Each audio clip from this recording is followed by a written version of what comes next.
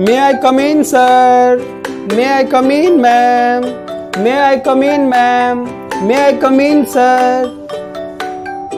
समझ गए प्यारे बच्चों? आप लोग समझ गए मैं क्या पूछना चाह रहा हूं? हाँ, मैं पूछना चाह रहा हूं कि अंदर आ जाऊं, लेकिन इसका क्या मतलब है? इसका मतलब बताओगे आप? अपने कमेंट बॉक्स में लिखिए, आप बताइए कि इसका मतलब क्या होता है जब आप पूछते हैं मे आई कम इन सर, मे आई कम इन मैम। तो प्यारे बच्चों नमस्कार, आप कमेंट बॉक्स में लिख के बताइए कि इसका मतलब क्या होता है। और दोस्तों आप भी लिख के बताइए कि भाई इसका मतलब क्या होता था, ठीक है ना? जब आप अपनी कक्षाओं में पूछते थे कि मे आई कम इन मैम, ये 2 उंगलियां क्यों दिखाते थे? क्या आप टीचर को डराते थे? और प्यारे बच्चों आप भी बताइए, आप टीचर को डराते हैं क्या कि भाई ये दोनों उंगली आंख में डाल दूंगा अगर नहीं आने दोगे तो प्यारे बच्चों आज का जो अपना इंग्लिश लेक्चर है इसी के ऊपर है, क्योंकि ये भी जरूरी है, ये भी जरूरी है। हमें बारीक बातें होती हैं वो भी बताना जरूरी होता है, क्योंकि फॉर एग्जाम्पल यही सारी आदतें तो हैं जो आपको एक संपूर्ण विद्यार्थी बनाएंगे। और जब आप एक विद्यार्थी बन जाएंगे and when you are going for an interview, आप नौकरी के लिए इंटरव्यू के लिए जाएंगे तो वहां पर भी आपको अंदर जाने के लिए तो पूछना ही पड़ेगा। तो अपना फाइल लेके ऐसे पूछेंगे क्या, मे आई कम इन सर, अंदर आ जाऊं? उसको डरवाओगे, ठीक है? ऐसे पूछोगे कि तेरी दोनों आंखें फोड़ दूंगा, या तो मुझे सेलेक्ट कर ले या नौकरी दे दे। तो इस तरीके से ये जो हम सिंबल, चाहे हमारा बॉडी लैंग्वेज है, दिस इज रॉन्ग, ठीक है ना? तो आज मैं आपको बताता हूं इसका मतलब क्या होता है। तो फर्स्ट ऑफ ऑल, जब भी हम एंट्री लेते हैं किसी भी क्लासरूम में, चाहे कहीं पे भी हमें पूछना होता है, तो हम लोग क्या बोलते हैं ये भी हमें नहीं मालूम होता है। बहुत सारे बच्चे ऐसे बोलते हैं मे आई, अंदर आ जाऊं तो हिंदी हो गया, मे आई कम बोलते हैं, तो ये गलत है। मे आई कम ये गलत कब होगा? जब आप किसी 4 बाउंड्री वाली क्लासरूम में जाते हैं, मतलब किसी के अंदर आपको दाखिला लेना होता है, तो यदि आप बोलते हैं मे आई कम तो ये गलत है। इसके बाद बहुत बच्चे बोलते हैं मे आई कमिंग। क्या बोलते हैं? मे आई कमिंग। ये कैसे हो सकता है यार? आई कमिंग क्या होता है, ठीक है ना? उसके बाद बहुत बच्चे बोलते हैं, सीधे बोल देते हैं, जो खड़ी बोली बोलते हैं, वो कहते हैं मे I coming, may I coming. अरे भाई हम कमिंग कैसे हो सकते हैं? हम कमीने कैसे हो सकते हैं? बहुत कम ही बच्चे बोलते हैं मे आई कम इन, मे आई कम इन, क्या मैं अंदर आ सकता हूं? तो जो सही है इन चारों ऑप्शन में बताइए तो जरा सही कौन सा है? ए, बी, सी और डी। इन चारों ऑप्शन में आप मुझे बताइए कि आप कौन सा इस्तेमाल करते थे और कौन सा इस्तेमाल करते हैं। अगर गलत करते थे तो अब कौन सा इस्तेमाल करेंगे? तो सही जो है लिख दिया आपने कमेंट बॉक्स में, सही है that is may I come in sir और मैम। और दूसरी चीज ऐसे नहीं बोलना होता है, आप सिंपली आप ऐसे पूछ सकते हैं मे आई कम इन मैम, मे आई कम इन सर।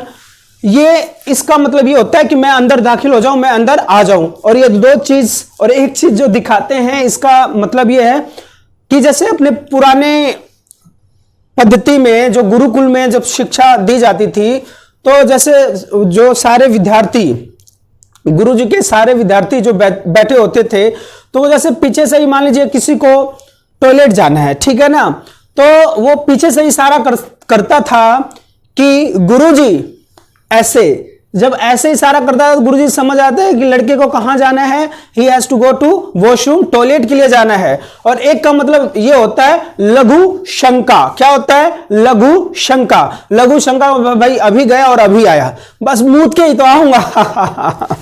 इसके बाद जो दूसरी बात है, ये 2 का मतलब क्या होता है? 2 का मतलब अब आप समझ गए होंगे, अब इसका मतलब आप समझ गए होंगे। तो ये उस समय की बात होती है जब क्लास में बिना डिस्टर्ब किए पीछे से इशारा करके निकल जाते थे, क्योंकि उस समय पूरा ओपन रहता था, जिसको भी जहां जाना पीछे से इशारा करेगा and then he will go. लेकिन इस समय इस तरीके की हरकतें बर्दाश्त नहीं करता कोई, क्योंकि भाई सबसे पहले तो हमें मालूम होना चाहिए कि भाई ये किस लिए किया जाता है।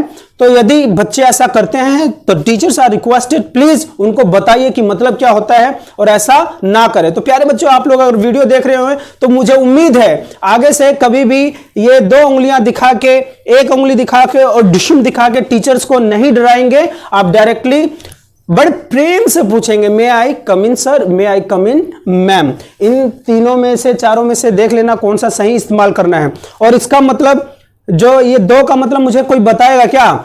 चलिए, अगर आप नहीं बता पा रहे तो मैं बताता हूं। एक का मतलब होता है लघु शंका, दो का मतलब होता है दीर्घ शंका, कि गुरुजी आई है, जोर की आई है और मुझे जाने दो। इस बार दीर्घ शंका मतलब समय लगा के आऊंगा, टिल देन। प्यारे बच्चों, इसका मतलब यही होता है, टिल देन आप लोग पढ़ते रहिए। एक का मतलब लघु शंका, दो का मतलब दीर्घ शंका, कि इस बार जाएंगे तो कुछ समय लगा के आएंगे गुरुजी।